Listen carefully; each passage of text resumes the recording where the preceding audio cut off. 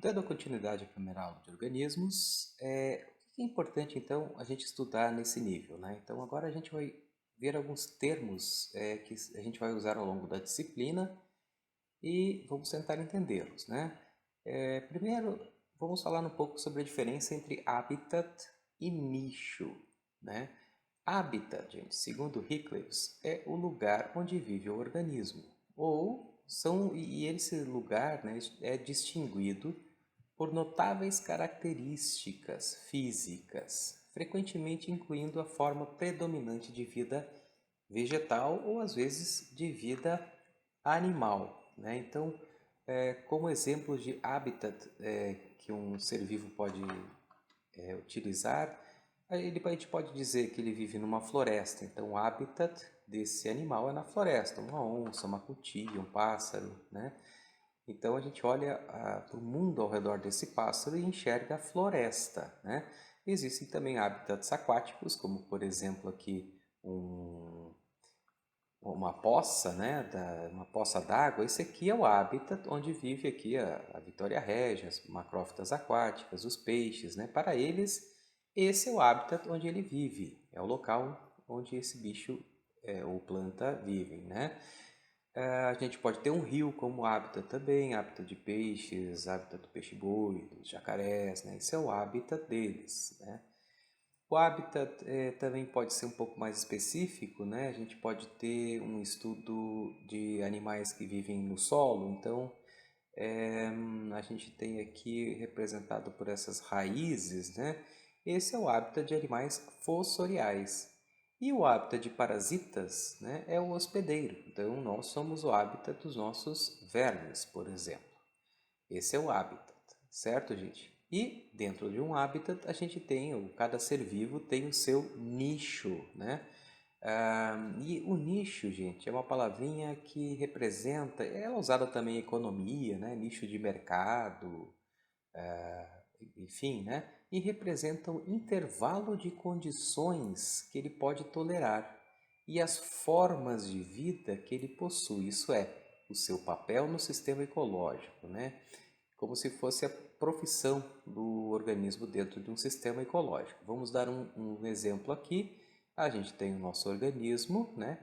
E a gente tem vários aspectos do nicho, né? Vejam aqui, a gente tem diferentes tipos de habitat aqui, que vão desde gramíneas, arbustos a árvores.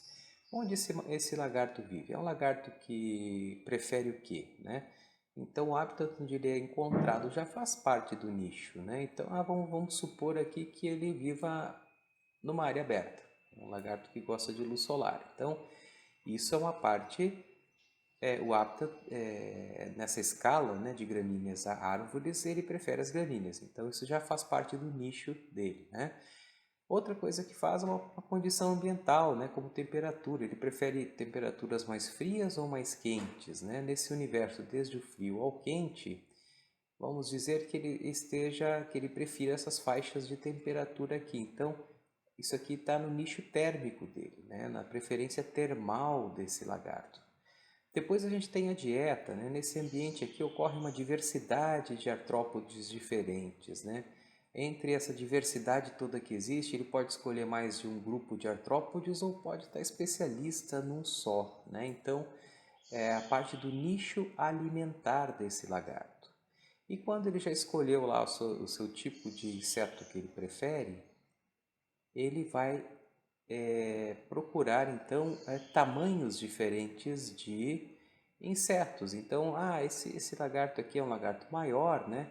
E ele prefere os insetos médios e menores. Então, faz parte do nicho alimentar desse lagarto, né? Horários de atividade, né? Ele é um animal noturno ou um animal diurno, né? Então, se ele for um animal diurno, né? Isso também, as horas do dia em que ele está se alimentando, faz parte também do nicho ecológico, do nicho desse organismo, certo? Então a gente poderia incluir aqui outras características, né? De nicho, né? Aqui na hora de se alimentar, ele é um lagarto que fica sentado esperando a presa, ou ele é um lagarto que sai atrás, que monitora o local, que vai atrás da presa, né? Esse tipo de estratégia que ele usa para fazer Conseguir o seu alimento também faz parte do nicho do lagarto. Tá? A gente pode ter outros lagartos na região que se alimentam aqui acho que isso aqui é um gafanhoto, né? Mas eles se alimentam nessa hora aqui do dia e eles preferem os gafanhotos maiores e ao contrário desse aqui, eles vão atrás do gafanhoto, não ficam sentados esperando. Então vejo que o nicho já mudou um pouco. As outras condições de nicho podem ser até iguais entre as duas espécies, mas entre uma espécie e outra sempre tem essa variação de nicho, certo? Depois a gente tem também as condições, né, que são características físicas e químicas do ambiente. Então, uma condição, né, pode ser o pH da água para um peixe, isso é muito importante, né? Tem peixes que são tolerantes a águas mais ácidas ou aqueles que preferem águas mais neutras em termos de acidez. A temperatura também é uma condição, né? A própria umidade do ar é uma condição também. Então, assim, a gente diz que o organismo modifica as condições à sua volta, mas não consome nem esgota. Então, uma condição é algo que existe no ambiente e que ele pode até alterar essa condição, mas ele vai ter uma condição de preferência, tá? Geralmente são características como químicas, como pH, né? Ou físicas como temperatura, umidade, enfim, né? Isso são condições. Então ele não esgota as condições. O fato da condição estar ideal para ele, tá ok, né? Por que eu estou dizendo isso? Porque depois a gente tem os recursos, né? Diferente de condições, recursos são algo que são consumidos pelo organismo no curso do seu crescimento. Então, por exemplo, aqui a gente tem a radiação solar, que é importante para as plantas. Então, imagine numa floresta, quando uma árvore lá do alto da floresta, ela utiliza a luz solar, essa luz solar ela começa a luz que ele utilizou, que a árvore utilizou, não está disponível para as folhas que vêm mais abaixo, né? Porque já foram usadas. Então, o recurso ele é consumido, ele se esgota à medida que ele é consumido. Depois a gente tem a água, né? Se a gente toma um copo d'água, essa água não está mais disponível para os seres vivos ao nosso redor, correto? Oxigênio é a mesma coisa, CO2, né? Então, o oxigênio, por exemplo, do ar ou da água, né? À medida que tem muitos organismos consumindo oxigênio, pelo menos na água, esse fica mais escasso. Então, o oxigênio que o organismo utilizou não está mais disponível para o próximo organismo. O CO2 que uma árvore absorveu, né, para fazer fotossíntese também não está mais disponível para a árvore vizinha. Então, o recurso é algo que se esgota. Aqui a gente tem o NPK, né, famoso aqui para quem tem jardim em casa, né, os nutrientes. Nutrientes no solo também, à medida que uma árvore absorve os nutrientes que estão no solo, ela indisponibiliza esses nutrientes, né, eles já não estão mais disponíveis para a árvore vizinha. Então, recurso se esgota, tá bom? E continuando, né, a gente tem um outro conceito importante do Odum 2013, que são fatores limitantes, né? Então ele diz o quê? Que todo organismo ou grupo de organismos depende de um complexo de condições, né? Aqui a gente tem condições, a palavra condição num sentido diferente, condição física, né? Condição do ambiente. E aqui nesse conceito a gente tem condições. O Odum aqui não considera aquele conceito anterior que eu disse para vocês, né? Segundo isso, o fator limitante é aquela condição que limita o crescimento do bicho, né? Tem uma condição ideal e tem a condição que limita. Por exemplo, o pH, né? O pH, se a espécie gosta de um pH 7, né? E o pH da água ficou em 4, a gente tem um pH que não é bom para a espécie, né?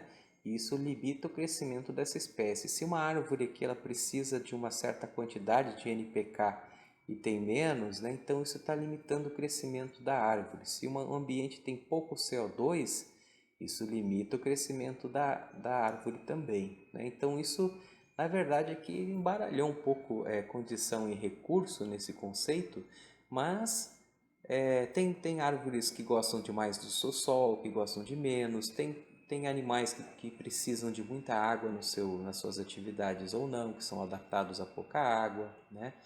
Mas para um animal que vive na seca, se tiver muita água, isso também é um fator limitante para esse animal. Então, quando tem alguma coisa em excesso ou em falta, porque aquele animal ou planta ou organismo precisam, a gente diz que isso é um fator que limita o crescimento deles.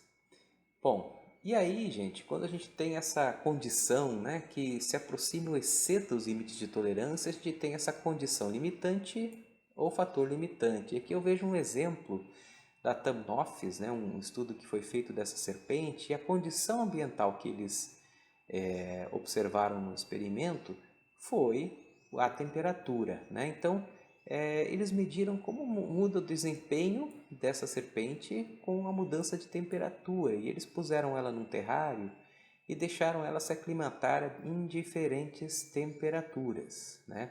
E aí o que eles viram? Como é que esse organismo reage a diferentes temperaturas, né? E aí eles mediram alguns itens, alguns eu destaco aqui, como a velocidade de rastejamento e natação. Então, em diferentes temperaturas, ela vai mais rápido, vai mais devagar. Frequência de movimentos na língua, né? Aquele movimento de botar a língua para fora, se isso muda com a temperatura. A taxa de digestão, quanto tempo leva para ela digerir um alimento. Taxa de consumo de oxigênio, se o consumo aumenta, diminui, dependendo da temperatura, né? Então, eles mediram tudo isso em diferentes temperaturas, em animais, em terrários em diferentes temperaturas. E o que eles observaram, né? Quando a gente tem temperaturas muito baixas, aqui em torno de 5, 10 graus, né?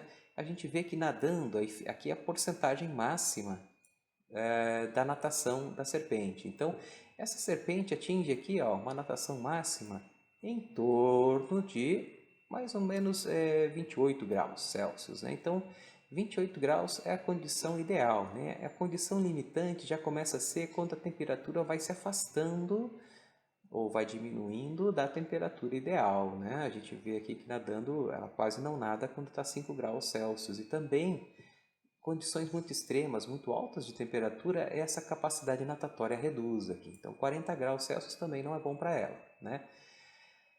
E a mesma coisa para outras, para o que foi medido, né? Frequência de movimentação da língua vai aumentando até chegar ao ideal aqui, né? Em torno de pouco mais de 30 graus, né? Rastejamento, a capacidade de rastejar, né? Aumenta até aqui 35 graus. Então, vejo que para cada uma das atividades dessa serpente tem uma temperatura ideal, né? Pelo menos esse experimento. E essa faixa de temperatura aqui, ela consegue executar praticamente todos as funções que ela precisa para viver, né? Se movimentar, perceber o ambiente à sua volta com a língua, digerir o alimento, né? Tudo isso acontece numa faixa ideal de temperatura aqui, né? E quando a gente tem temperaturas muito baixas ou muito altas, a gente diz que essa temperatura é o fator limitante, né, para essa serpente. Depois a gente tem os limites de tolerância, que estão relacionados aos fatores limitantes, né? Esses limites de tolerância, eles variam entre populações de uma mesma espécie. Então, essa serpente, ela tem esse limite de tolerância aqui em cima, né? Só que vamos imaginar que essa espécie aqui já nasceu, cresceu e faz parte de uma população que evoluiu num ambiente mais quente. Se a gente tem essa mesma espécie que tem uma população num ambiente mais frio, é uma outra população da mesma espécie, a gente pode dizer que ela já se adaptou evolutivamente e fisiologicamente às novas condições. Então, talvez os fatores limitantes, vamos mudar a cor da caneta aqui, dessa outra espécie, estejam mais abaixo aqui. Então, ela consiga desempenhar suas atividades em uma temperatura mais baixa e temperatura mais alta seja ruim para ela. Então, as espécies, os organismos dentro das populações se adaptam, né? E essa adaptação pode ser fisiológica ou pode ser diferenciação genética. Então, a gente tem aqui, né, populações diferentes. Imagina uma população de quelônios, né?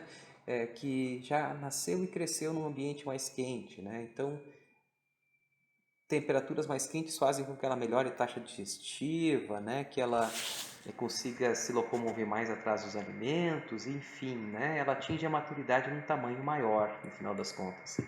E aqui, populações em temperaturas intermediárias já não conseguem mais aquela temperatura ideal para se fazer suas atividades. Então, ela atinge a maturidade sexual em tamanho médio, né? E aquelas populações dessa espécie que estão num ambiente mais frio tem mais dificuldade ainda e elas acabam atingindo a maturidade num tamanho menor, né? Então a gente pode ter populações distintas com características distintas genéticas, né? ou mesmo fisiológicas, que adaptam melhor ela para cada tipo de ambiente e mudem um pouco esses limites de tolerância. Ok? Então, lembre-se, tem exercício dessa aula e até a próxima atividade, até a próxima parte dessa aula.